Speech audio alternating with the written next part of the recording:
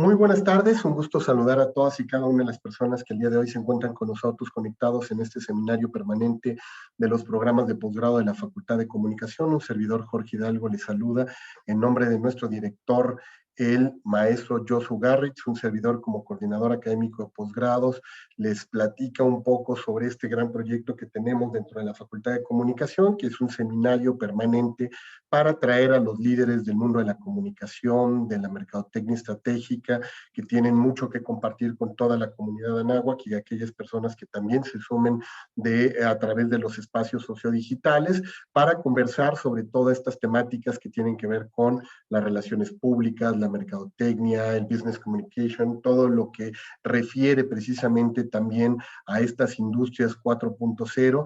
Y hoy estamos justo sobre una dinámica que hemos venido aplicando dentro de nuestra serie de webinars de todos los lunes, que fue el desarrollar este concepto de los 10 tips para algo, ya sea para emprender, ya sea para hablar sobre el mundo de la comunicación y la mercadotecnia. Y hoy vamos a tener la posibilidad de platicar con José Luis Umaña, quien es, además de un experto en temas de comunicación y mercadotecnia, pues alguien que también ha trabajado temáticas vinculadas con el mundo del vino. Y justo si estuvieron atentos en las semanas anteriores que estuvimos anunciando este webinar, platicábamos cómo había surgido también mucho la inquietud ya de webinars pasados que hemos hablado sobre el mezcal, sobre el tequila, sobre el mundo de las bebidas precisamente espirituosas que tenemos en nuestro país,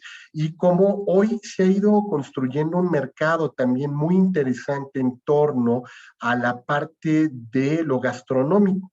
Y seguramente muchos de los que están conectados con nosotros o que se estarán conectando también a través de las otras redes que tenemos aquí en posgrados de la Facultad de Comunicación, se habrán hecho la pregunta de ¿y cómo el mundo de la comunicación y la mercadotecnia puede abonar al mundo del vino? ¿Cómo podemos aprovechar estas herramientas que nos ofrece la comunicación para potenciar este segmento que se está detonando en mucho de nuestro país? Antes hablábamos del sector de los vinos y licores y a lo mejor lo ubicábamos con vamos a decirles, un público gourmet, un público que era muy refinado, posiblemente a lo mejor hasta podríamos ubicarlo en ciertos niveles socioculturales o hasta socioeconómicos. Sin embargo, hemos visto cómo en las últimas décadas han florecido por todo el país viñedos, han surgido experiencias alrededor del consumo del vino. Hemos visto también la aparición de muchos wine bars, el cómo de pronto se ha convertido en una experiencia tanto de jóvenes generaciones como de generaciones adultas, como también incluso el vino ha tratado de expandir sus lógicas de consumo más allá de ciertos sectores. Y yo creo que ahí es donde José Luis Umaña, como experto, nos va a poder platicar de ello. Así es que yo te agradezco en primer lugar, José Luis, el estar el día de hoy con nosotros y generosamente compartiendo información sobre este mundo fabuloso que es el mundo del vino. Gracias, doctor. Muchas gracias. Y comentas algo súper importante. El mundo del vino va creciendo favorablemente en México, aunque no necesariamente como nos gustaría a quienes nos dedicamos a esto, ¿no? Me refiero al vino de mesa, al producto que sale de la fermentación del jugo de la uva. Porque pues también tenemos obviamente el mundo de las bebidas destiladas, como bien comentabas, o el mundo de la cerveza incluso, que pues, bueno, conforman este gran mercado. Así es, y bueno, pues para quien no tenga el gusto de conocer a José Luis Umaña Saldaña, me permito presentarlo. Él es doctorando en Comunicación y Mercadotecnia Estratégica por la Universidad de Anáhuac, maestro en Administración de Instituciones y licenciado en Ciencias de la Comunicación por el Tecnológico de Monterrey, además de ser sommelier certificado por la Asociación de Sommeliers Mexicanos, la ASM. Y bueno, pues yo nuevamente, José Luis, te doy la bienvenida, te doy las gracias por estar aquí con la comunidad Anáhuac, y si me lo permites, también te cedo el micrófono y la cámara para que puedas iniciar iniciar esta conversación y les platico a las personas que se están sumando con nosotros. José Luis estará presentando y posterior tendremos una sesión de preguntas y respuestas para que podamos interactuar con él. Así es que, José Luis, bienvenido nuevamente a tu casa en la Universidad de Anáhuac. Los micrófonos son tuyos. Gracias, doctor. Muchas gracias. Pues muy buenas tardes a todos. Como les comentaba hace unos minutos, somos un país muy cervecero. Nuestro consumo per cápita anda alrededor de los 60 litros por habitante al año. Entonces, quiere decir que nos tomamos más de 1 litro de cerveza a la semana, lo cual no es difícil de pensar si, por ejemplo, hacemos conciencia de que algún empleado de la construcción, por ejemplo, se puede tomar una caguama todos los días y eso es 1 litro y entonces pues estaría excediendo por mucho este litro a la semana que tenemos como país. Sin embargo, en el tema del vino, la mala noticia es que estamos consumiendo más o menos 960 mililitros por habitante al año, menos de 1 litro. Mientras que países como Italia consumen cerca de 1 litro a la semana. O sea, 52, una botella a la semana, las botellas no son de a litro, son 750, ¿no? Entonces 52 botellas a la semana, lo cual hace un consumo muy superior al nuestro en litros. Uso Italia como ejemplo porque muchas veces la pregunta es ¿cuál es el país o el estado?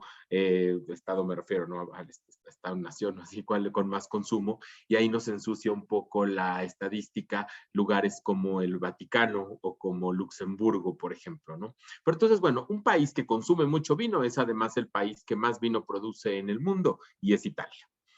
Nosotros en México, les digo, la mala noticia es que es menos de 1 litro al año, pero la buena noticia es que ese consumo ha ido en aumento considerablemente y este aumento en los últimos años se ha reflejado de manera muy, muy importante en que la gente que ya consume vino está consumiendo cada vez más. Somos 2,5 millones de mexicanos los que consumimos vino, de los casi 130 que somos, 2,5 millones consumimos vino y la estadística de crecimiento la estamos haciendo nosotros. De acuerdo con estudios de la Oficina Comercial de España en México, seremos 8 millones de mexicanos los que tomaremos vino como un mercado potencial en el corto o en el mediano plazo. No, o sea, vamos por 8 millones. Hablando de vino mexicano, no, el vino mexicano que se produce en México se consume en México. Son muy poquitas las vinícolas que exportan algo de vino. ¿No? Son las vinícolas más grandes del país que exportan muy poquito. La realidad es que el consumo es para nosotros. Y bueno, pues definitivamente importamos vino. El 30% del vino que consumimos en este país es mexicano y el otro 70% viene de otros países. La lista la encabezan España y Chile. José Luis, una molestia. Nos preguntan si estás cambiando de presentación porque no se está moviendo o si ahorita eran solo datos complementarios que estabas dando. Exacto. Son solamente datos complementarios. Ahorita sí ya cambié. Excelente, ya pudimos registrar que sí se cambió. Súper, gracias. Sí, no, eran como datos generales para entrar un poquito en el tema. Y estos son los 10 tips que quiero compartir hoy con ustedes en temas de comunicación y de industria. No, número 1, seamos claros, somos nuevo mundo. Ahorita les platico esto qué implicaciones tiene. Número 2, y por esto mismo, cuenta tu historia. Número 3, reduce la arrogancia.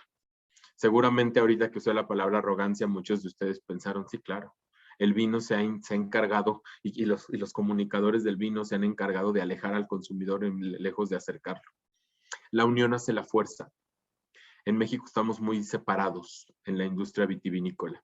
Se está trabajando porque no sea así, pero la unión hace la fuerza y es algo importante. El conocimiento construye la marca. Y esto es un poco por donde quiero que vaya mi tesis de doctorado. Al rato les platico, les tengo un ejemplo de una marca francesa donde ciertas palabras cambian mucho el precio y la etiqueta se ve similar. El conocimiento es lo que va a acercar a la gente. Vinos con causa es una tendencia que está en el mundo. Acercar el vino al consumidor de diferentes formas, medios y métodos. Premiar la lealtad del cliente ha sido algo que ha funcionado mucho. Creo que puede ser un tema de fandom, es algo que he estado estudiando mucho en los últimos meses. y definitivamente creo que lo virtual está de nuestro lado. Entonces, estos son los tips con los que quiero comenzar.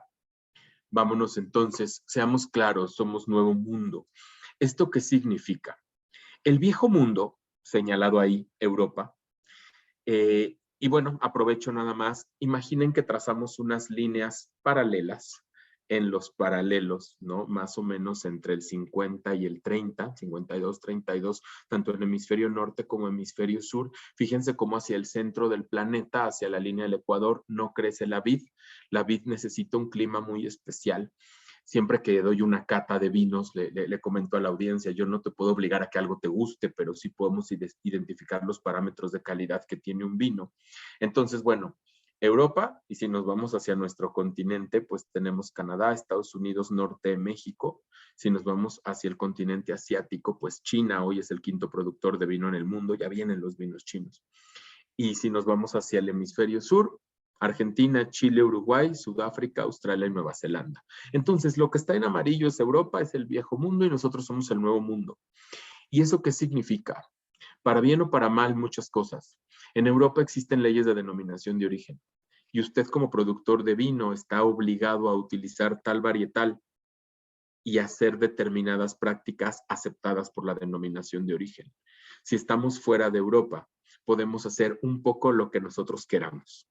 Ensambles de uvas que a algún europeo le daría un poco un ataque, ¿no? Mezclar una uva española como Tempranillo con una francesa como Cabernet Sauvignon, en el Nuevo Mundo se permite.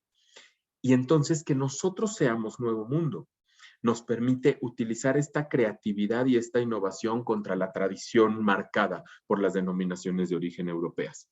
Para bien o para mal. No, Europa no nos va a quedar mal con un vino, Nuevo Mundo podría ser, habría que conocer un poquito más de esto. Ahora, les platicaba un poco sobre generalidades de México, y en México somos Nuevo Mundo, y en México tenemos que aprender a trabajar muy duro para poder alcanzar, al menos si quieren, a otros países americanos. Fíjense que, no sé si ustedes conocían este dato, es muy famoso, la primera vinícola de América fue hoy Casa Madero, Rancho San Lorenzo, fundada en 1597. Por ejemplo, Sudáfrica hizo vino por primera vez hasta 1642 y Australia hasta 1800 y tantos. Entonces nosotros 1597 y antes que Argentina o que Chile o que Estados Unidos. El tema es por qué no tenemos esos lugares. Estados Unidos es el cuarto productor de vino en el mundo. Chile y Argentina están dentro del top 10 y México está muy lejos. Nosotros desafortunadamente tuvimos una prohibición de cerca de 300 años de producción de vid y vino en este país. Entonces, eso nos aleja a nosotros como país de esta producción y de esta industria, pero es parte de quienes hoy nos dedicamos a esto, pues trabajar hacia ello. Y al ser Nuevo Mundo, tenemos que inventarnos, al ser México, tenemos que reinventarnos. Y esto me lleva al tip número 2, una vez que somos conscientes que somos Nuevo Mundo. Tenemos que contar nuestra historia. Tenemos que contar quiénes somos. Tenemos que poner muy claro de dónde venimos y hacia dónde vamos como industria. La imagen que quise poner aquí es una imagen claramente de la cultura pop estadounidense, ¿no? Y del mundo, ¿no? Ahí está John Lennon en primer plano y alguien dirá, dista mucho de ser estadounidense, por supuesto, ¿no? Aquí el tema es hacer conciencia de que somos nuevo mundo y hacer conciencia de que tenemos una historia que contar, tanto como país, como cada una de las vinícolas y como cada una de las regiones. Y con esto me viene otro tema importante. Muchas veces la gente pregunta, ¿no? En España la variedad tinta más famosa es la Tempranillo, en Australia es la Shiraz. Cuando hablamos de blancas, la Torrontés en Argentina. ¿Cuál es la uva emblemática de México? Y es difícil responderlo porque no sabemos aún, pero además es muy complejo hablar de México, porque cuando hablamos de vino utilizamos 4 factores que englobamos con la palabra francesa terroir, de terruño, que son el clima, platicábamos un poco con la diapositiva anterior, el suelo, las características del suelo, las variedades de la vid y la mano del hombre. Y eso es abismalmente distinto en el Valle de Guadalupe que en Parras, Coahuila, donde todavía alcanza a ver latitud correcta, digámoslo así. Pero también producimos vino en Querétaro, en Guanajuato, en Aguascalientes, en Zacatecas, en San Luis Potosí, donde estamos fuera de las latitudes correctas, pero ahí existen altitudes y la altitud compensa la latitud. Entonces, es cuando vemos que tenemos un país muy diverso en geografía y en clima, y por ello va a ser difícil lograr una variedad mexicana. Por eso debemos contar una historia, debemos contar la historia de la región, de la vinícola, y poder poco a poco acercar el vino al consumidor. Muchas veces, yo como parte de la Asociación de Sommeliers Mexicanos, una de nuestra misión más importante es formar más y mejores sommeliers. A mí me gusta mucho el tema de, además de la comunicación, la mercadotecnia, la educación, casi tengo 20 años de docente. Entonces, algo que insisto mucho es reduzcamos la arrogancia para acercarnos a nuestro cliente. Cuando estamos en un restaurante, muchos de mis alumnos sommeliers en formación van a trabajar en servicio en restaurante. Digo, ¿cómo hacemos que se acerque el sommelier a la mesa y no sienta el comensal que va a ser asaltado, que le van a encajar el diente con el vino más costoso? ¿Cómo le hacemos para dar una muy buena recomendación de acuerdo con los alimentos que va a consumir, de acuerdo con el presupuesto que el cliente tiene? Y esta arrogancia se ha llegado a transmitir. Les cuento, por ejemplo, en otros puntos les voy a contar también cosas muy, muy personales de experiencia, ¿no? En el trabajo. Hago la carta de vinos para un restaurante de mariscos que es un restaurante muy casual. Tenemos 4 blancos, un rosado y 5 tintos. Es un restaurante de mariscos, pero lo que más pide la gente es tinto, porque es lo que la gente quiere, es a lo que está acostumbrado, es con lo que se siente cómodo. Y entonces, si tengo esta cantidad de vinos, 10, créanme que las etiquetas las pensé con detalle. Probamos, hicimos maridaje, validamos a los proveedores. O sea, los 10 están pensadísimos. El vino menos costoso de la carta no es el que más se vende, porque a la gente le da pena pedir el vino menos costoso porque va usted a pensar que yo soy codo, que soy pobre o que no sé de vino. Y aquí tenemos otro tipo de mito que está relacionado con la arrogancia. El más caro es el mejor. Y no el más caro es el mejor. Pero todas estas ideas se han derivado de una cierta arrogancia en el mundo del vino. No es, alguien quiere pedir un vino y muchas veces viene una disculpa anticipada. Perdóname, yo no sé nada de vino, pero, y emiten una opinión. Y entonces parte importantísimo de la comunicación, la mercadotecnia y por supuesto el emprendimiento y quienes nos dedicamos a esto y vivimos de esto, del vino, tenemos que reducir esta arrogancia para hacer el vino accesible y sobre todo entendible para nuestro mercado meta, para nuestros comensales, ¿no? Entonces creo importantísimo reducir la arrogancia. Esta imagen que ven aquí, la obtuve de Sudáfrica, una palabra que utilizan mucho en Sudáfrica a partir de Nelson Mandela, Ubuntu, que significa unión. La unión hace la fuerza. En México, creo que podríamos aprender mucho del ejemplo sudafricano de que la unión hace la fuerza.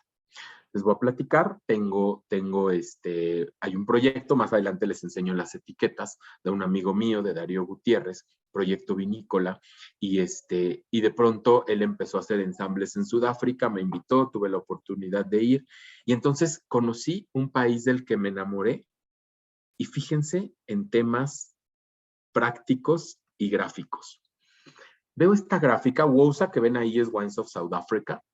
En 1992, cuando Nelson Mandela está como que llega y a la presidencia, el renacimiento de la industria vitivinícola sudafricana se reconoce en 1994.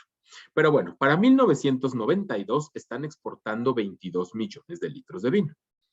Y 20 años después están exportando 525 millones de litros.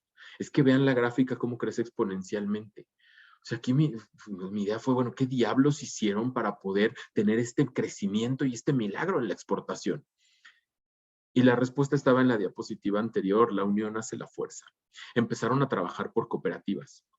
Y entonces, si ustedes son la gente de campo y saben de campo, pues dedíquense a crecer las mejores uvas que existan, pero no se preocupen, no hay que hacer esfuerzos de comunicación y marketing porque se las vamos a comprar en la cooperativa que produce vino, y no te preocupes por vender tu cooperativa del vino porque va a haber una ente del gobierno encargado de comprar y vender, gobierno y privado, ¿no? Hay varios fideicomisos, podríamos hablar horas de la industria vitivinícola sudafricana, pero la idea es, se unieron y detonaron esta industria.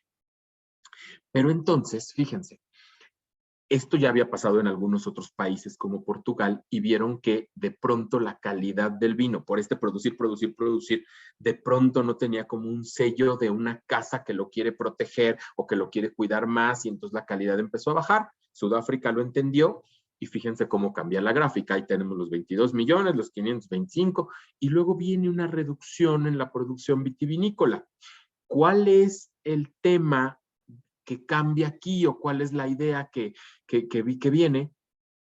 Impactar también en la calidad. Sudáfrica dijo, ya vimos de lo que somos capaces, pero ahora seamos capaces de hacer mucho, pero mejor. Y Sudáfrica lo usa mucho, hacer mejor vino y hacer al vino mejor. Es un ejemplo que a mí me encanta. Creo que si pudiéramos transmitir a la industria vitivinícola mexicana esta idea de que la unión hace la fuerza, como industria podríamos crecer muchísimo. Entonces, ese es otro tip que yo creo que va a permear. Y además, bueno, la industria vitivinícola en México, el crecimiento ha impactado. Este año, la primera semana de noviembre, tenemos un congreso internacional de la OIV, de la Organización Internacional de la Viña y el Vino, aquí en Baja California. Eso no sucedía desde hace 40 y tantos años y le ha dado la vuelta al mundo. Entonces, ya estamos jalando los reflectores. Si la unión hace la fuerza y si podemos lograr un compromiso con la calidad en el vino mexicano, creo que como industria vamos a crecer muchísimo. Este es un punto que les decía hace rato, el conocimiento construye la marca. Fíjense esas 3 etiquetas, ¿no? Tal vez son familiares para muchos de ustedes. Louis Jadot es un gran negociante de la Borgoña.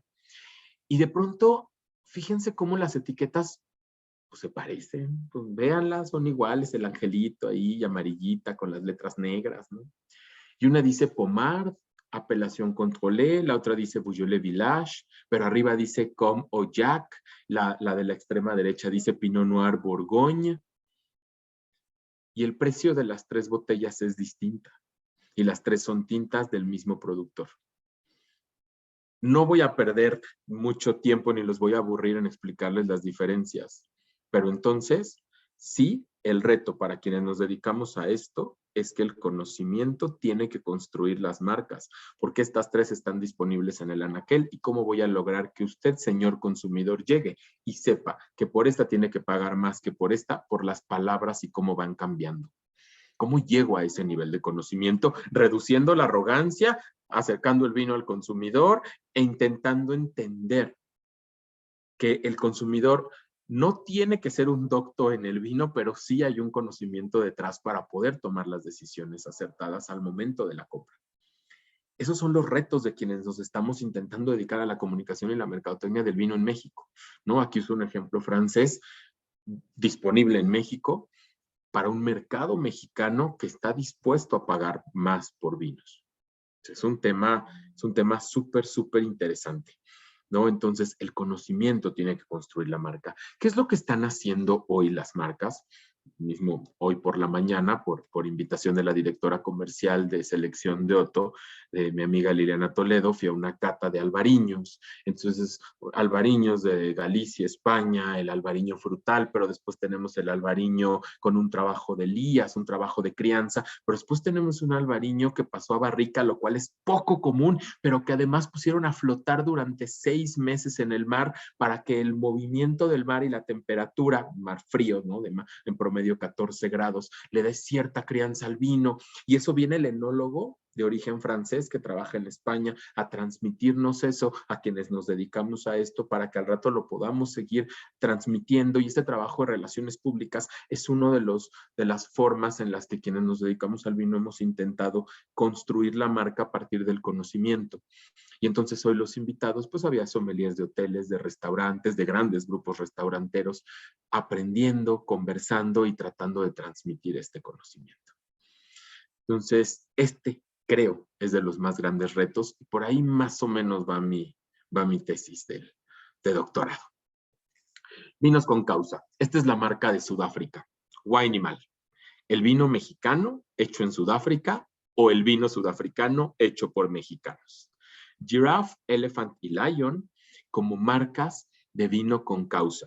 Se está apoyando una fundación que se llama Human Society International y una parte de lo que se gana de estos vinos se dona para diferentes campañas de preservación de flora y fauna del planeta. Uno de ellos, por ejemplo, es no comprar fauna silvestre, una fundación que está trabajando en Chiapas y en el sureste mexicano, por ejemplo. Los vinos con causa o la idea de los productos con causa han resultado muy, muy importantes. Y aquí vuelvo a mi amor y admiración por Sudáfrica. Porque entonces en Sudáfrica, de pronto, esta diapositiva también la tomo prestada de Wines of South Africa, me encuentro esta etiqueta que dice integridad y sustentabilidad. A la causa le quiero sumar la parte de sustentabilidad en términos de en Sudáfrica se está cuidando mucho el campo, se están haciendo prácticas ecoamigables. En México también se han adoptado muchas prácticas ecoamigables en muchos viñedos, desde patos, ¿no? que comen insectos, hasta aguilillas de Harris y la cetrería que vuelan las aguilillas por los viñedos cazando cierta fauna nociva, hasta perritos, por ejemplo, ¿no? Los beagles que tienen un gran olfato para cazar topos que afectan a las plantas. O sea, les puedo hablar de muchas prácticas ecoamigables, unas muy elevadas como el biodinamismo y la influencia de la luna y cosas así. Pero la palabra que a mí me llamó la atención fue integridad. Y eso en Sudáfrica ha resultado importantísimo, porque pues como sabemos ha sido una historia de conquista, de apartheid, de segregación racial.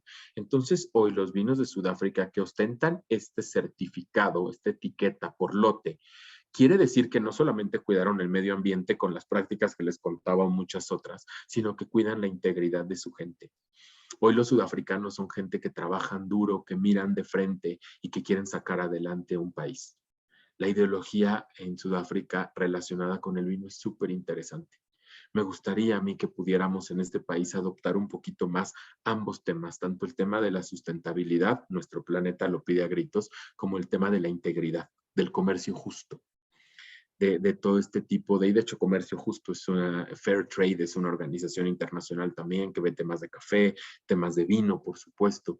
Entonces poder integrar esta idea de los vinos con causa, todos los que me escuchan profesionales de la comunicación y la mercadotecnia no me dejarán mentir, esto vende bien, pero además pues nos ayuda mucho en términos sociales. Otra vez, ejemplo sudafricano que creo que podríamos adoptar en México y que estamos adoptando mucho en temas de comunicación y mercadotecnia en el mundo del vino.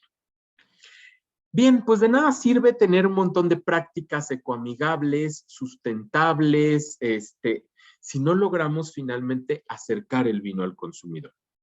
Ya boceté un poco esta historia antes, hablando del conocimiento de la marca, de cómo debemos reducir la arrogancia, pero es finalmente en el momento de la verdad cuando tenemos que verdaderamente acercar el vino al consumidor, hacer que el consumidor se sienta cómodo. Y hay muchos temas aquí muy importantes y uno de ellos que nosotros profesionales del vino y de la comunicación debemos trabajar es transmitir que la gastronomía mexicana puede acompañarse con vino, por ejemplo. Y es que el experimento es, vamos a descorchar una botella de vino tinto, ¿qué alimento se les antoja? E inmediatamente, un corte de carne, y empezamos a pensar en platillos o europeos, una paella, un estofado, un beef bourguignon, o platos muy sofisticados, Cuando yo empecé a dedicarme al mundo del vino, hacia el 2010 más o menos, empecé a asistir a todas las catas que era posible para aprender. Y los sommeliers en aquel entonces era de, y este vino lo podemos acompañar con foie gras, y lo podemos acompañar con caviar, y lo podemos, y entonces era de, qué bueno, qué emoción, que gracias por el consejo, pero en mi casa se comen tacos dorados de picadillo, se comen sopecitos, se comen tan pequeña, comida de todos los días. ¿Con qué podemos acompañarlo? ¿Es posible? Porque aquí no es cuál es tu mejor sugerencia. La primera pregunta ¿es posible? Entonces es hacer ver que nuestra gastronomía de todos los días, que pueden ser tacos al pastor o puede ser una torta de carnitas, puede acompañarse con vino y no solo se puede, no solo es dar el permiso, es te prometo que los alimentos y el vino son mejores cuando se acompañan en conjunto. Acerquemos así las recomendaciones. Busquemos que la gente tome una botella de vino. Aquí yo siempre digo algo, además, que mis colegas sommeliers me voltean a ver horrible, pero a mí no me importa mucho. ¿Cuál es el tema? Asesoro un cabaret, el cabaret de las Reinas Chulas en Coyoacán. Si un día tienen ganas de divertirse, pasar un momento agradable y reírse como nunca, vayan. Lo encuentran ahí como El Vicio, en Madrid, en Coyoacán.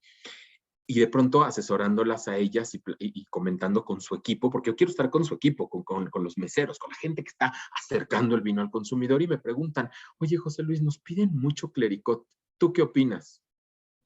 Opino que les vendan clericot.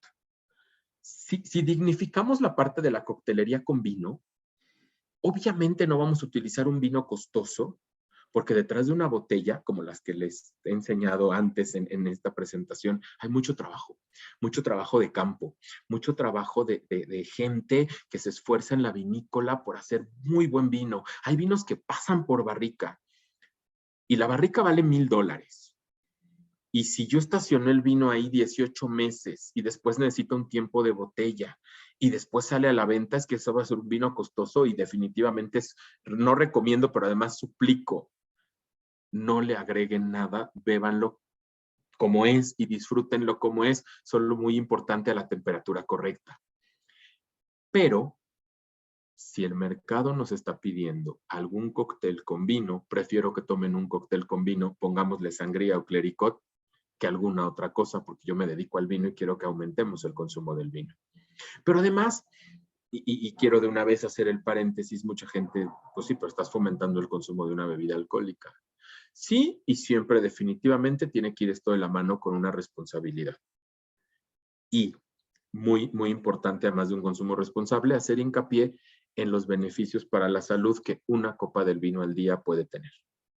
Y les dejo esto nada más de tarea para meditarlo. Pregúntenle a un chef francés cuáles son los ingredientes de la cocina francesa y les van a decir mantequilla, mantequilla y mantequilla.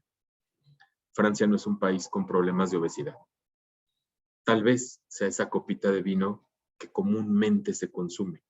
Y en México, no, gracias, es que estoy trabajando. Copita de vino con la comida, no, gracias, es que tengo que regresar a la oficina. Seguimos pensando esto. Y el vino, y otra idea que dejo de tarea. Recientemente en el diplomado en vinos que tengo, gracias a la tecnología, como el día de hoy, tuvimos como instructor a Andrés Rosberg, expresidente de la Asociación de la Sommelería Internacional y expresidente de la Asociación Argentina de Sommeliers. Andrés saludó, dio 3, 4 ideas, como hace rato que les platicaba yo del vino en México, y dice, y es que por cierto, en Argentina el vino es alimento. Así, todos nos fuimos para atrás, ¿no? Ojalá en México el vino pudiera ser considerado alimento. ¿Saben la cantidad de impuestos que pagamos? Del precio que ustedes pagan hoy por una botella de vino en México, hay que considerar que el 26.5% es IEPS y después el IVA. O sea, 40 y tantos por ciento es impuesto. En Argentina no, porque es alimento. Una de tantas cosas con las que tenemos que lidiar, pelear y buscar el cambio quienes nos dedicamos a esto para, número 7, acercar el vino al consumidor. Y el precio es importante. No consumimos más vino en México, en parte, tal vez, porque no es canasta básica. Continuamos con otro tema que profesionalmente vivo muy de cerca y que quiero compartir con ustedes, el Cielo Wine Club. La vinícola El Cielo, donde trabajo en el departamento de mercadotecnia, desarrolló un programa de lealtad durante la pandemia. Bueno, el Wine Club existía, pero lo teníamos un poquito de lado. De pronto comienza la pandemia y le damos mucha fuerza al comercio electrónico, que es el punto número 10 del día de hoy, y a premiar la lealtad de nuestros clientes.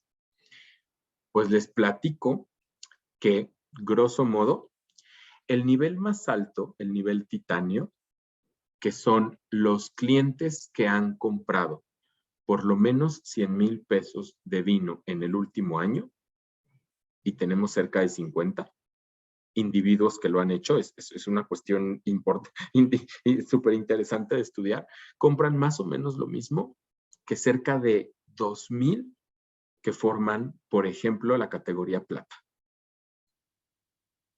Es un tema interesante y se conecta con lo que les decía al principio. Quien es fan del vino es muy fan del vino. Quien está tomando vino está tomando mucho más vino. Quien está ya decidido a invertir en vino está invirtiendo mucho más en probar mejores vinos. Ahí no sé qué tan familiarizados estén, no sé si sigan por ejemplo, Grupo Presidente, lo está haciendo increíblemente bien el One Director, Luis Morones, y de pronto tiene cenas con vinazos internacionales y el precio por persona está en 11, 12 mil pesos. Una cena maridaje con vinos extraordinarios. Y la gente lo está pagando. Y hay que premiar esa lealtad.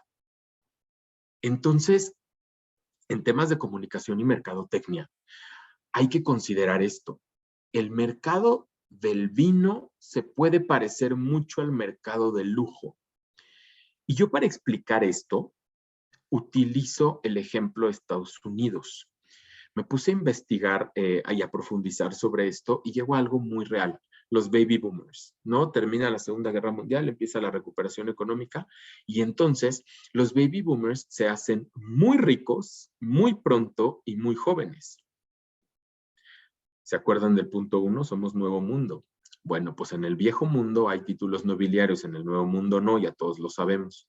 Entonces, tengo que legitimar de alguna manera mi posición y mi estatus social con cuestiones de lujo.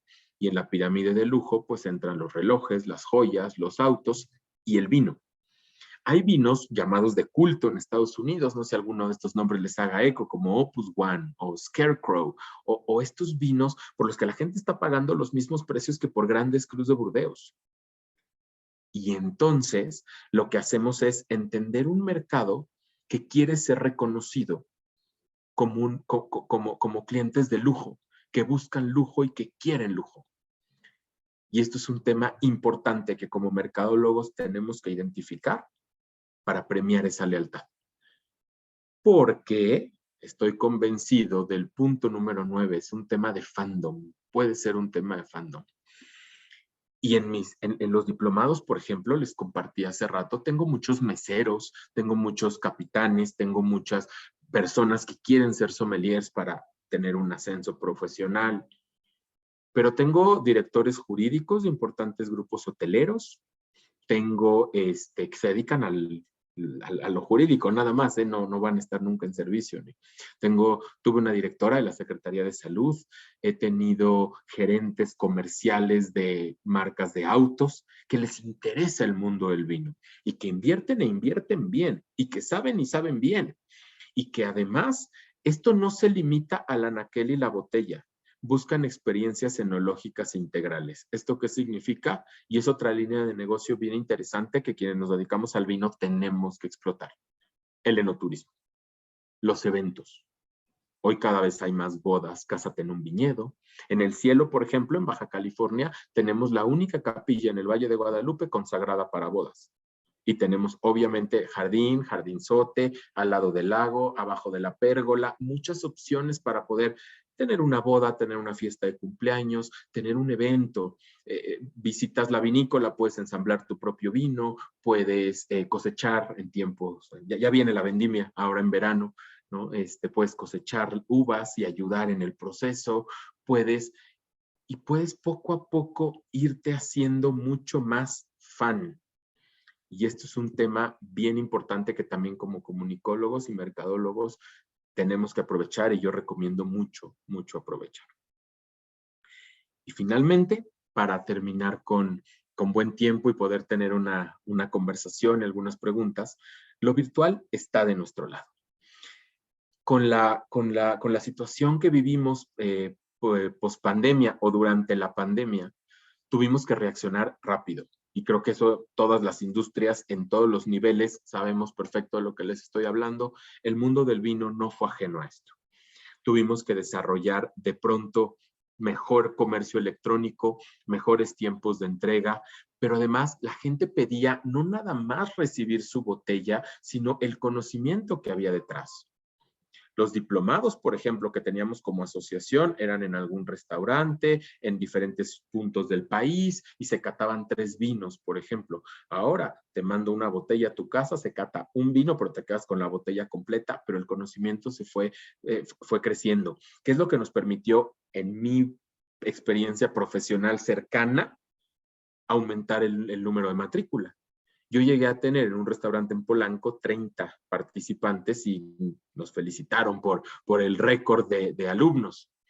Hoy en línea tengo 100, porque tengo alumnos en Ciudad del Carmen, Campeche, en Ciudad Obregón, Sonora, en Cozumel, en Ciudad Juárez, en Nayarit, en lugares donde no había una coordinación como tal. Y tengo alumnos de Guadalajara, de Monterrey, de Cancún, de Los Cabos, donde sí había coordinación de manera regular. Lo virtual está de nuestro lado. ¿Para qué? Para los 9 puntos anteriores que les acabo de platicar. Para acercar el vino al consumidor, para poder, por información, construir marca, para reducir esta arrogancia del vino y poderlo hacer más amable. Para todo esto, creo que lo virtual está de nuestro lado, tanto en comunicación, en información, como en comercio electrónico, como en premiar la lealtad de los clientes a partir de Wine Club. Y hoy que estamos volviendo a la realidad, estamos intentando conjuntar ambas cosas. Estamos teniendo eventos, por ejemplo, ya presenciales, donde estamos invitando clientes más leales a la vinícola, por ejemplo, ¿no? Les hablo del cielo. Entonces, es conforme vamos engranando, vamos ensamblando esta parte de la virtualidad. Entonces, pues estos son los 10 tips para poder emprender en el mundo del vino. Hay que entender la industria vitivinícola mexicana y hay que entender desde nuestra trinchera como comunicadores y mercadólogos, poder entender y poder identificar cuáles son las características de nuestro mercado para poder ofrecer mejores productos, mejores servicios y sobre todo, insisto, acercar el vino al consumidor a partir de todo lo que platicamos. Pues con esto yo termino la intervención como tal. Muchísimas gracias. Voy a dejar de compartir y quedo atento a sus preguntas, comentarios, que ojalá sean muchos. Muchísimas gracias. Gracias, doctor.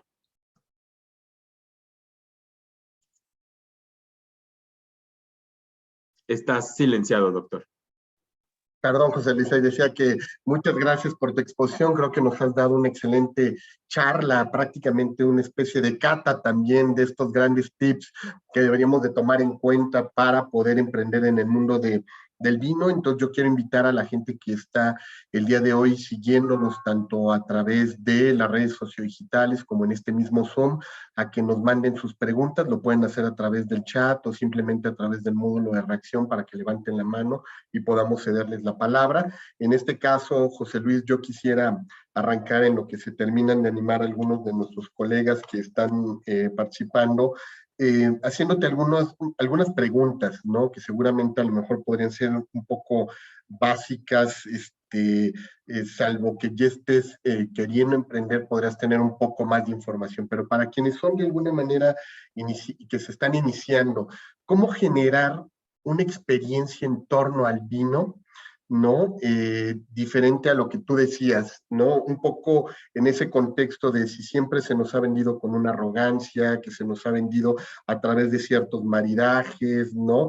¿Cómo lograr que, así como las marcas hoy día le están apostando por crear un marketing experiencial, pudiéramos en el mundo del vino crear otro tipo de experiencias Ya algunas nos las has comentado desde estas catas virtuales, ¿no? A lo mejor la invitación a una vendimia, pero ¿cómo crear una experiencia que pudiera ser la razón con la cual yo diga, quiero introducirme y además emprender algún negocio vinculado con este sector? Súper, doctor.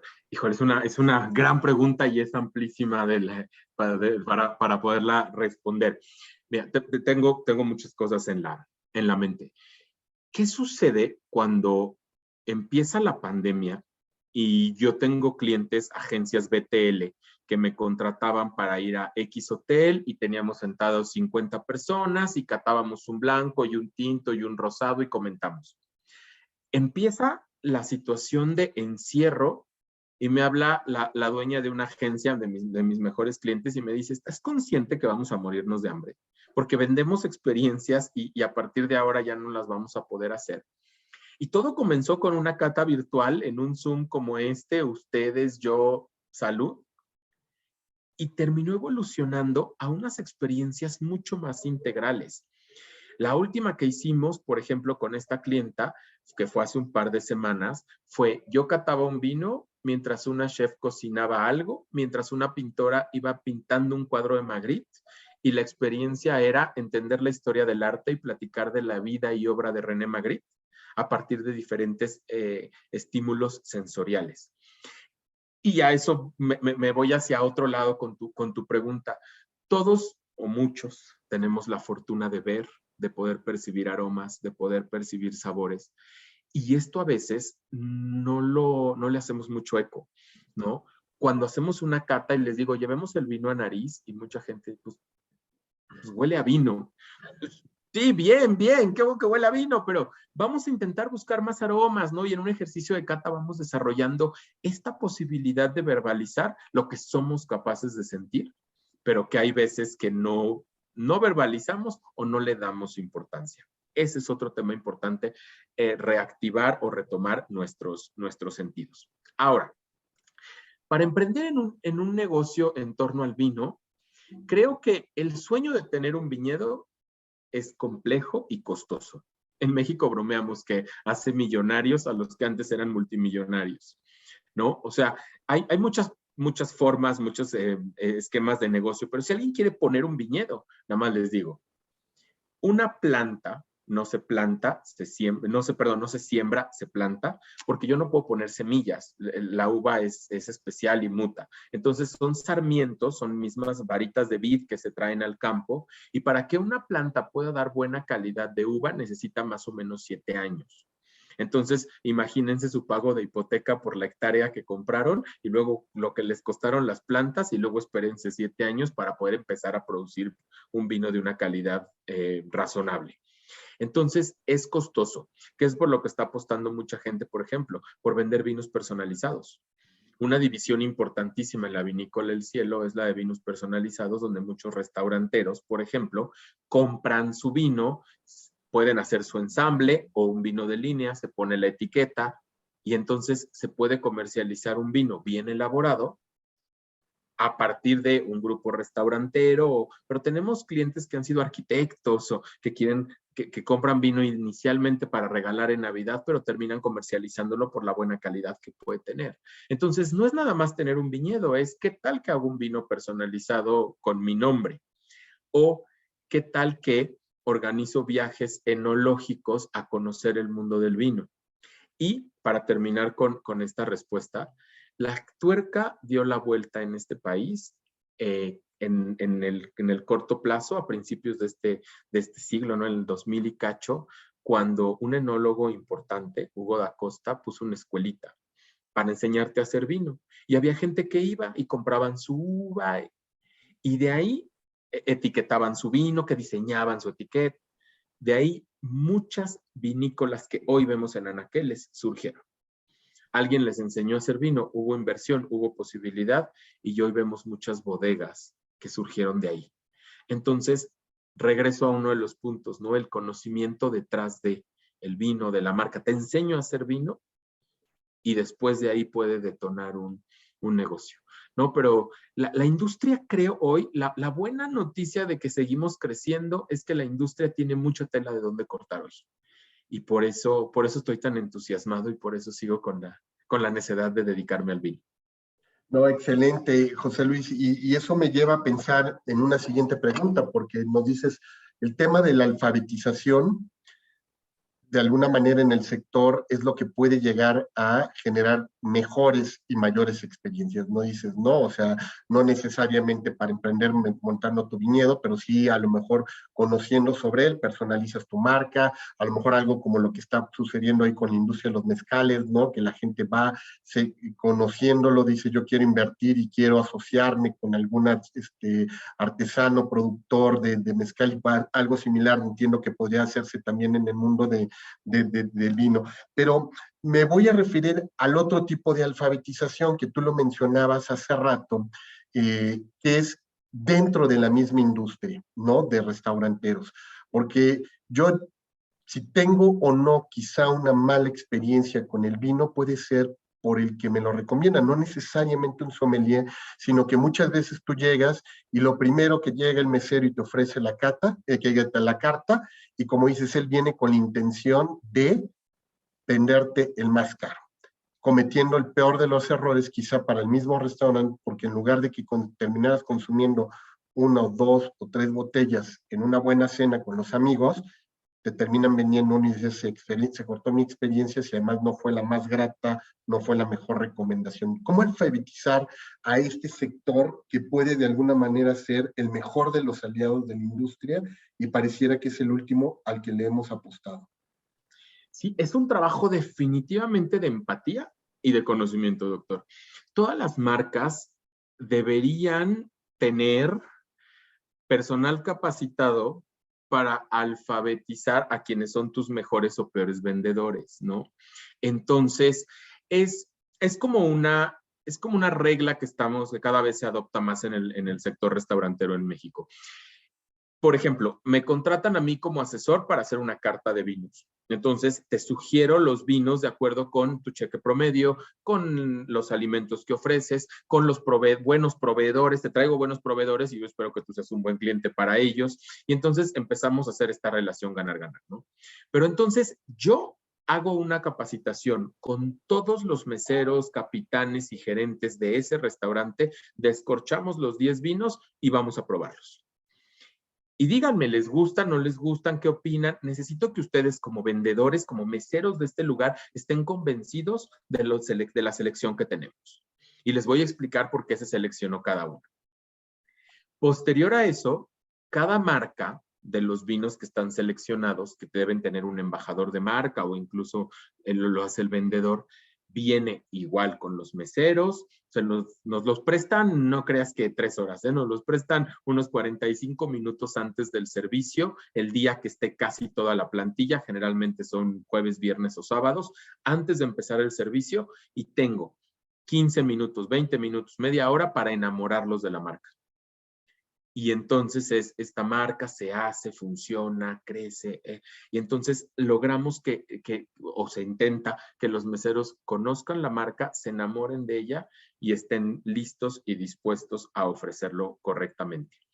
Y el tema de precio, yo lo que siempre cuando doy capacitaciones les sugiero es pregúntenle, extiendan la carta de vinos y díganle al cliente como cuál le gustaría, buscando el tema del precio. Para que tú me digas, me gustaría como este, y ya vi que te quieres gastar como 400 pesos. Entonces no te voy a ofrecer uno de 2,000 porque está fuera de tu presupuesto y yo no soy nadie para cuestionar tus 400 pesos. Si ese es tu presupuesto, está bien. Centrémonos en eso para tratarte de dar la mejor experiencia. Y la idea es además, como bien decías, pues que se pide una segunda o tercera botella. Porque además hay un tema importante. En el vino no hay muchos costos. Si pides una cuba, pues necesitamos el ron, la Coca-Cola, el agua mineral, los hielos, el limón y el vaso. Aquí nada más necesitamos la copa y si acaso los hielos para la enfriadera al costado de la mesa, ¿no? Entonces, y eso aumenta la cuenta también, pero aumentémosla con prudencia porque queremos que ese cliente regrese y vuelva a tomar vino con nosotros. Entonces, es un tema de precio, es un tema de conocimiento y es responsabilidad de las marcas acercar ese conocimiento a sus vendedores de piso, a los meseros. José Luis, creo que Alfonso Cuevas estaba levantando la mano. Alfonso, si gustas abrir tu micrófono, en este momento lo puedes hacer sin problema. Ya, ya tienes la posibilidad de abrirlo para que puedas hacer tu pregunta, Alfonso. Bueno, Adelante, sí, perdón. Alfonso. Hola, buenas tardes. Perdón, llegué un poquito tarde por problemas logísticos aquí de internet. Pero bueno, sí alcancé a escuchar mucho de la presentación, pero yo te quisiera preguntar en lo específico, porque, insisto, entré tarde, ¿qué recomendaciones nos puedes hacer para explosionar el mercado de clientes potenciales del negocio? O sea, ya tengo el vino, digamos, es buen vino porque la mezcla fue buena, fue atinada, es novedosa, bla, bla.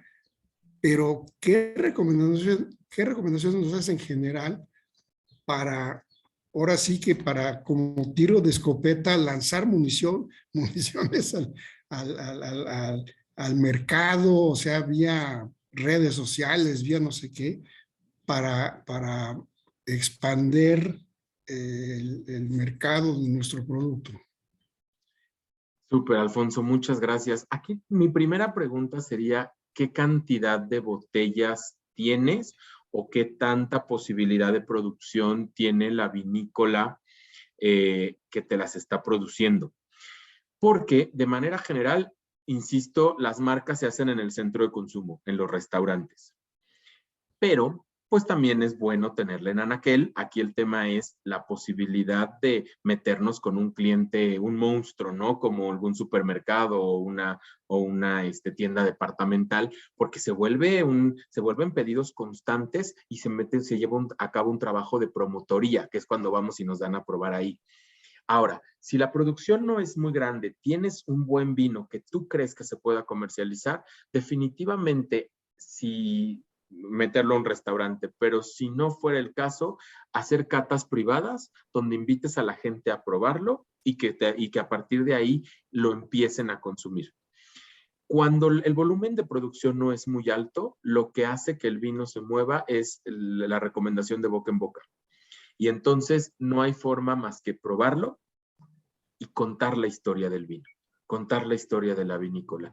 Si es un vino con causa, mucho mejor. Acercarlo a la gente a partir de esta historia, enamorarlo del producto, lo compran y empiezan las recomendaciones. Y o si no, llevarlo a algún restaurante es definitivamente donde se va construyendo mucho, mucho mejor la marca.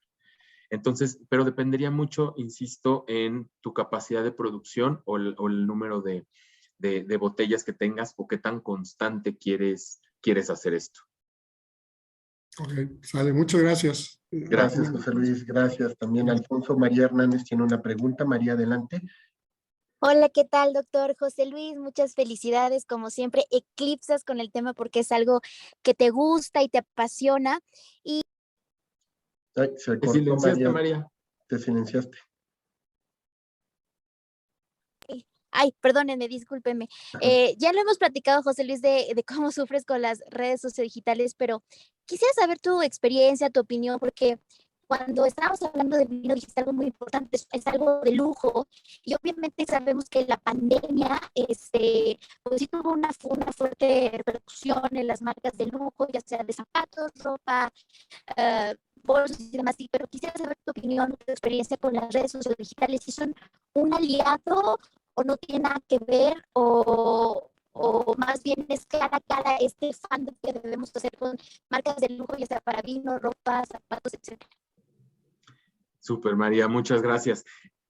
Sí, o sea, las redes sociodigitales definitivamente son un aliado y hay que tenerlas de nuestro lado y hay que manejarlas adecuadamente. Lo que yo he identificado en el caso muy particular del vino es que hay algunos voceros y aquí tendríamos que hacer una diseminación muy selectiva de quiénes puede ser un buen vocero para tu marca y quién no.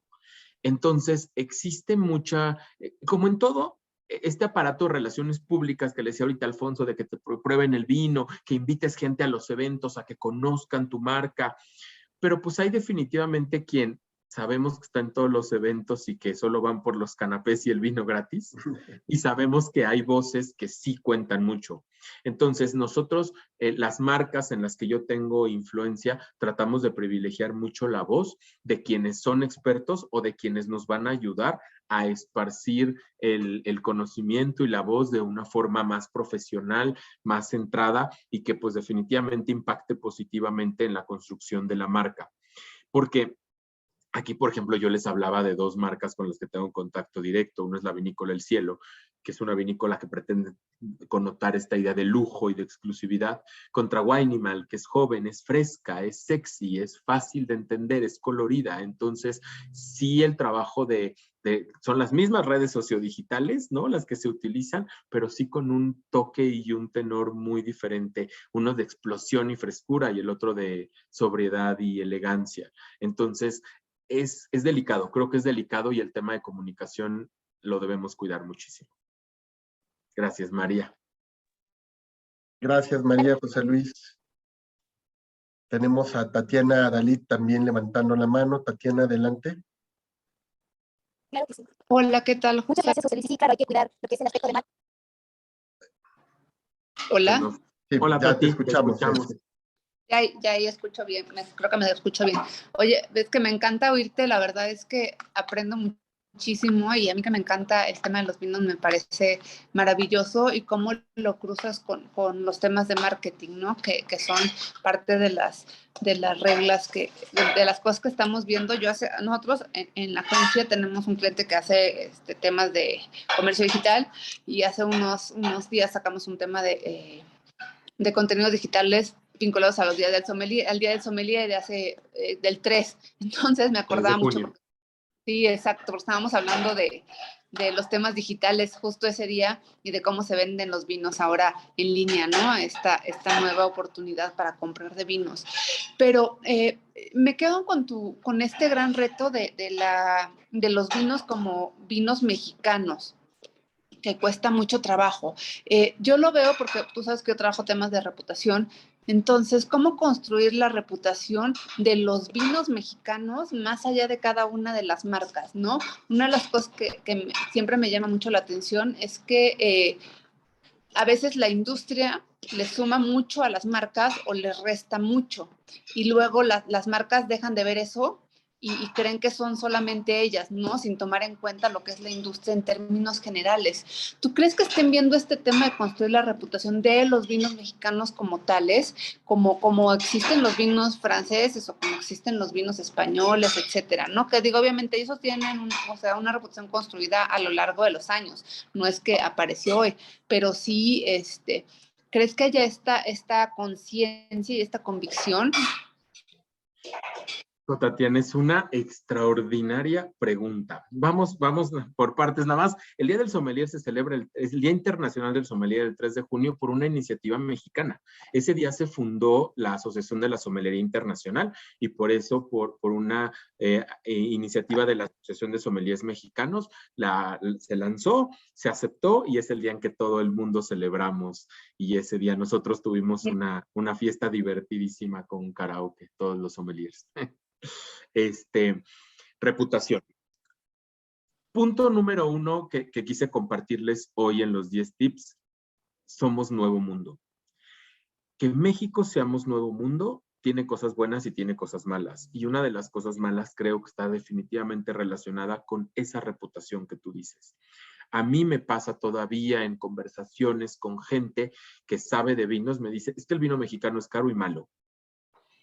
Y entonces viene mi defensa de, no, mira, el tema de los impuestos, estamos trabajando y un peso invertido en vino mexicano es un peso que se reinvierte en nuestro campo.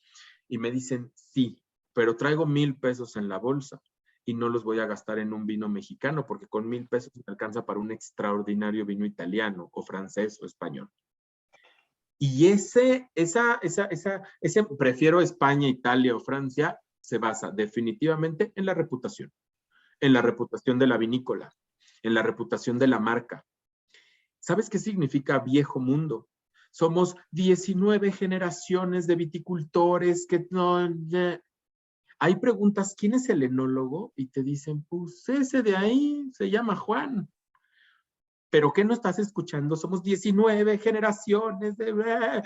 Porque esa reputación que hay detrás del vino en el viejo mundo hace que la gente lo vea, lo valore y lo pague. Esas cenas que les decía de mi amigo Luis que valen 11,000 pesos son de vinos españoles como Vega Sicilia o de vinos franceses como Chateau Lafite, porque la gente va y lo paga por la reputación que tiene el viñedo. En el nuevo mundo hay que construirla. Y se construye pues a golpes y sombrerazos. Si ven la portada de la Buena Mesa en el Reforma de la semana pasada, está en toda la plana los vinos mexicanos que acaban de ganar medalla de oro en el concurso mundial de Bruselas. Cambia de sede, fue hace un par de meses en Calabria, en Italia, y ahí están los vinos que ganaron oro. Orgullosamente un vino del Proyecto Vinícola, Sierra Luna Blanco, un vino del cielo, G&G by Gina Sommelier, Sauvignon Blanc, y muchos otros vinos mexicanos. ¿Qué es eso, Tati? Construir una reputación. Como no te puedo contar una historia de 19 generaciones, te puedo contar que la calidad está avalada por medallas que se ganan en un concurso internacional donde se sentaron los mejores jueces del mundo a catar y decidieron quiénes ganaban doble oro, oro o plata. Y solo el 30%, no más del 30% de los vinos que concursan traen medalla, y los mexicanos que regresaron con oro los pueden ver todos en la portada de Buena Mesa en Reforma el viernes. Entonces, es esta construcción de reputación que tiene que basarse definitivamente en la calidad. Porque yo les decía, vamos a contar una historia, pero si al final la gente lo prueba y no le gusta, no le gustó. Entonces, la calidad debe sustentarse para que puedas llegar al gusto, para que eso pueda continuar y detonar más compras. Entonces, tocas un punto importantísimo. La reputación en el viejo mundo la avala, además de ser Francia, Italia, España, las denominaciones de origen.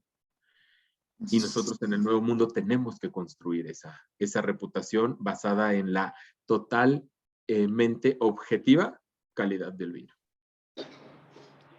Muchas gracias. A mí siempre se me viene a la mente esta historia que aprendí un día recorriendo California y como este momento fundacional del vino californiano, ¿no? Cuando Stags Leap gana la cata el juicio de París. Sí, el juicio de París. Y entonces uno piensa cuándo, o sea, obviamente fue un gran ejercicio de relaciones públicas, o sea, hablar del juicio de París y todo eso, ¿no? Pero sí ese momento fundacional que pone en la cabeza de todo el mundo, ¿no? Los vinos californianos. O sea, es el sueño encontrar así ese momento, ¿no? Totalmente. Para quien el juicio de París es totalmente ajeno, les recomiendo mucho ver una película que se llama The Bottle Shock. Bottle Shock es quien organizó el famoso juicio de París, fue en 1976, donde Chateau Montelena Chardonnay 73 y Stags Leap Cabernet Sauvignon ganaron en sus categorías, o al mejor blanco del mundo y el mejor tinto del mundo. Al principio de la película nos presentan al jurado, ¿no? A los que hicieron la cata, y hablamos del presidente de las apelaciones de origen controlado de Francia, el sommelier de la Tour d'Argent, o sea, toda la crema innata del vino francés, y de pronto, el mejor vino es, ¡zas!, un californiano en blanco, y en tinto, ¡zas!, un californiano. Entonces, como dice Tatiana, es un gran ejercicio de relaciones públicas porque hicieron que el mundo volteara hacia California, y es cuando viene este despunte de California. Ambas vinícolas existen todavía, por supuesto, tanto Stags Leap como Chateau Montelena. Los vinos se pueden, ya no las añadas ganadoras definitivamente, ya no, ni siquiera estarían buenos, o bueno, Stags Leap, quién sabe, el Cabernet, pero bueno, la idea es, se pueden conseguir todavía, y extraordinario ejercicio de relaciones públicas basado en reputación tanto de los jueces que lo cataron, como del hombre que organizó el concurso, como de las vinícolas participantes. Totalmente. Muchísimas gracias, Tatiana, por tu pregunta. José Luis, un poco en el tono de lo que cuestionaba Tatiana, en términos de reputación y corresponsabilidades. ¿Qué tanto el gobierno mexicano podría tomar también esto como una corresponsabilidad para impulsar el tema del desarrollo del país, sobre todo ante el gran florecimiento que estamos viviendo de la industria, para apoyarlo como una fuente de empleo, de desarrollo, de reactivación del campo mexicano, y qué tanto se debería de meter, más que estar nada más metiéndose por el tema de los impuestos y la regulación al sector? Sí, doctor, totalmente. En nuestra contra. como industria vitivinícola, la vid no es cultivo prioritario. Si pudiéramos, como les compartía con lo que nos decía Andrés Rosberg en Argentina, que lográramos que el vino fuera considerado alimento, haría que el cultivo fuera prioritario y reduciría el tema de los impuestos, ¿no? Porque paga IEPS lo que te mata, paga IEPS la gasolina, el tabaco, ¿no? Y el vino paga IEPS. Entonces, imagínate llevarlo de ahí hacia que fuera alimento, sería cultivo prioritario, porque además tenemos el terreno para hacerlo. O sea, la vid podría plantarse más y muchos profesionales del vino en México ven esta expansión en Sonora o en Chihuahua, ¿no? Pensemos, Alemania, Francia son números redondos 4 veces más chicos que México, ¿no? España, por ejemplo, que es el país que más viñedo tiene en el mundo, tiene 1 millón de hectáreas de vitis vinífera.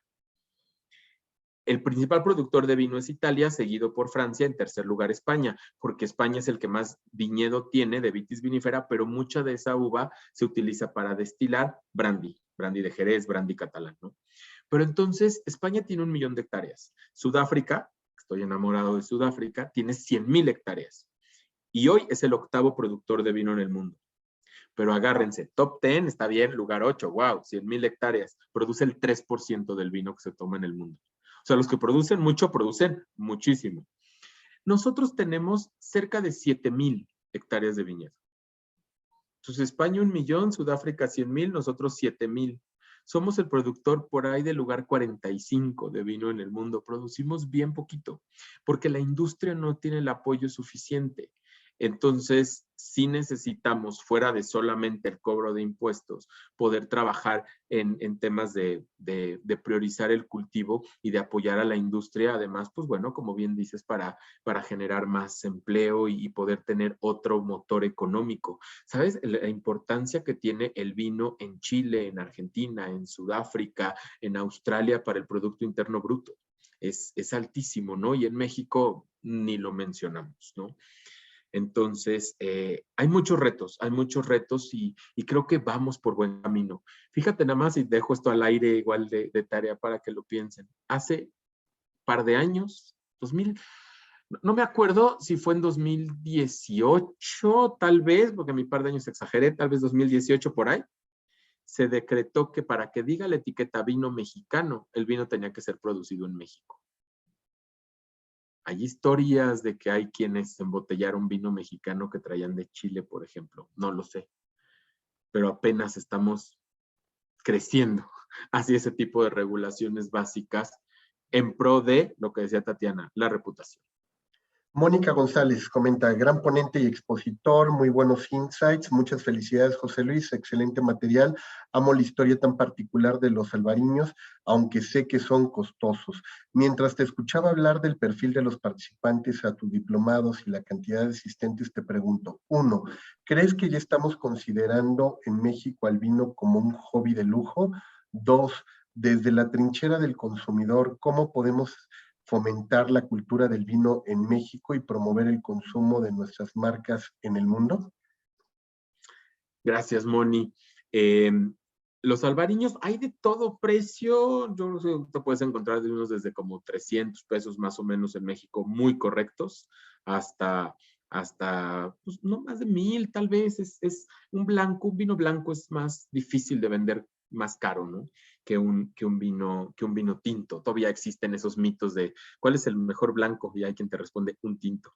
Entonces, pero dicen que para conocer a un enólogo tienes que probar sus blancos porque son menos susceptibles de correcciones y de maquillajes con barrica o temas así.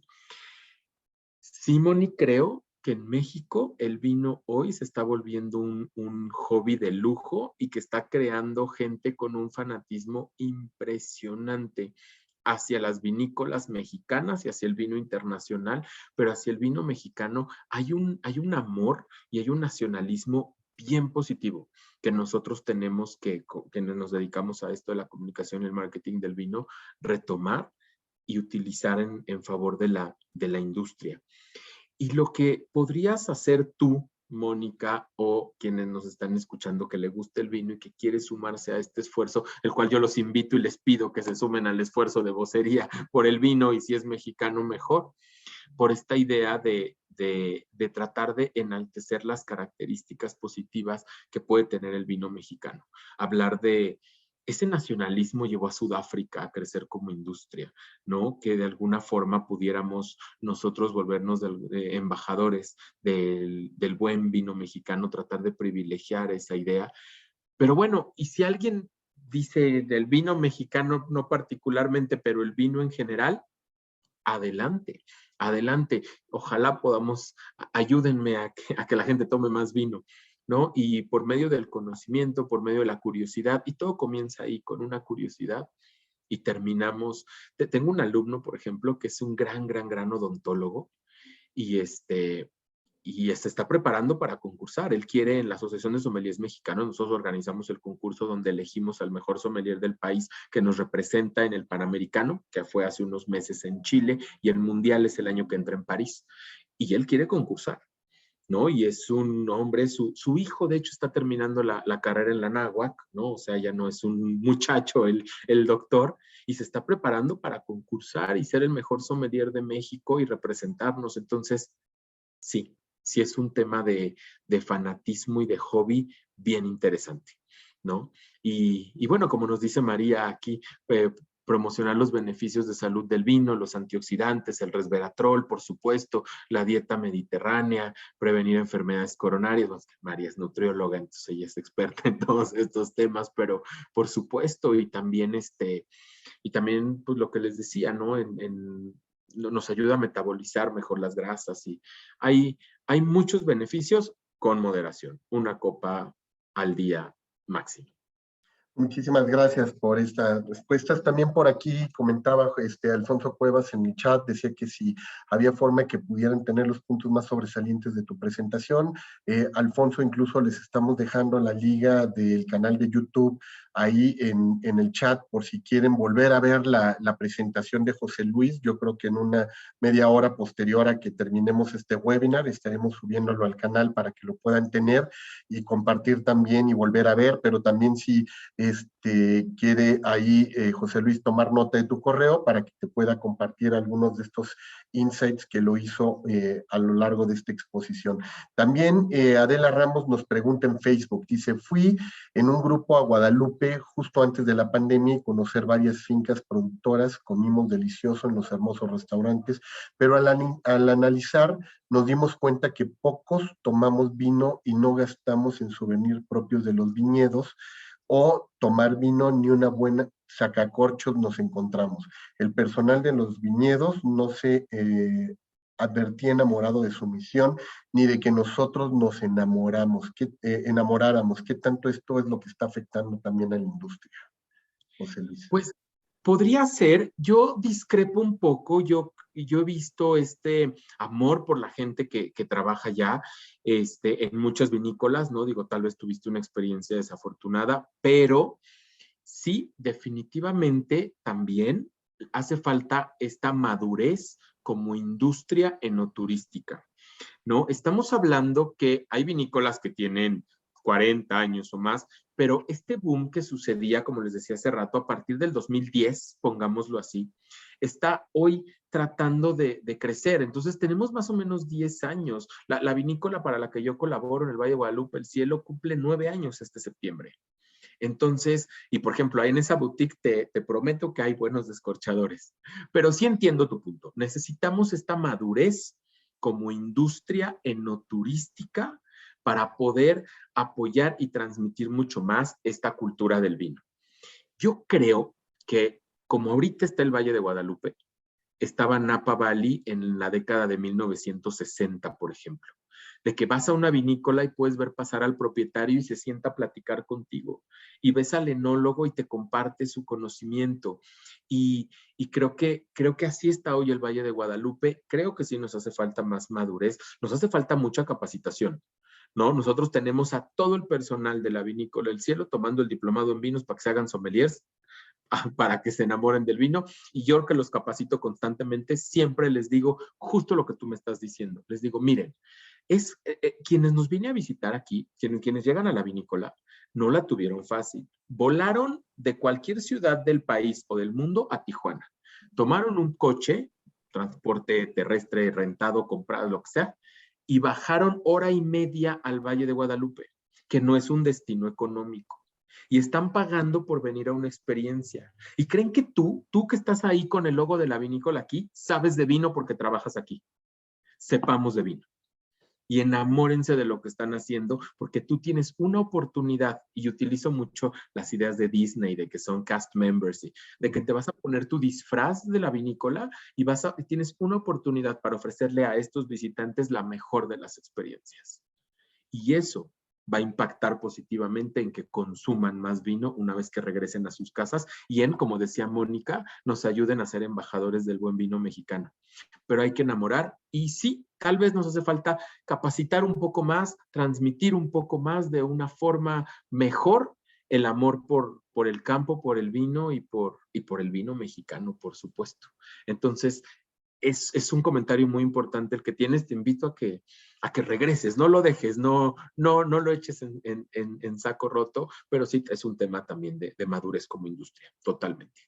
José Luis, pues esperemos que las personas que hoy nos siguieron se vayan enamorados de este concepto precisamente para que podamos empezar a detonar más esta industria, ¿no? del vino en nuestro país, que sin duda, pues además de ser una experiencia muy grata, ¿no? Tiene muchas historias detrás que seguirnos contando. Y yo quisiera, pues primero agradecerte, José Luis, por tu valiosa participación el día de hoy, habiendo compartido que fue, como digo, nuestro webinar 10 tips para emprender en el mundo del vino. Ahí lo voy a poner un poco más grande, espero que ahí se esté viendo mejor, ¿no? Y agradecerte en nombre de la Facultad de Comunicación y reconocer tu valiosa participación, José Luis Umaña Saldaña, por haber estado el día de hoy. Sin duda nos dejas grandes conocimientos, experiencias, pero sobre todo este contagio del amor que tienes por este sector del desarrollo de nuestro país tan importante como es la industria del vino. Muchísimas gracias, José Luis. Gracias a ti, doctor, y muchas gracias a todos que se conectaron por su tiempo aquí en Zoom, en Facebook también. Muchísimas gracias. Y la invitación está abierta, doctor. Cuando quieras organizamos una cata. Por supuesto, que es lo que sigue. Yo creo ya de manera presencial tendremos que estarte invitando ahí para hacer una cata y que puedan venir y acompañarnos también aquí en nuestro salón de networking las personas que están el día de hoy siguiéndonos en redes o aquí en el Zoom, pero tener una experiencia de corte personal. Y queremos también invitarlos para que la próxima semana, igual en punto a las 4 de la tarde, nos acompañen para hablar sobre el fortalecimiento de la innovación ciudadana. ¿Qué tanto podemos desde el área de la comunicación y la mercadotecnia estratégica impulsar la innovación en términos de estos Human Labs, ¿no? También cómo se está creando toda esta cultura de los makers, de los realizadores, el emprendedurismo social en muchos de los temas, y esta parte de la innovación que siempre lo pensábamos desde el ámbito empresarial, desde el ámbito de gobierno o desde el tercer sector, cómo hoy se está dando en el mundo, específicamente desde el ciudadano. Y vamos a tener como invitado a Carlos Fernández Valencia Pañuela, quien está desde Colombia, va a estar con nosotros conectado para hablar sobre este tema.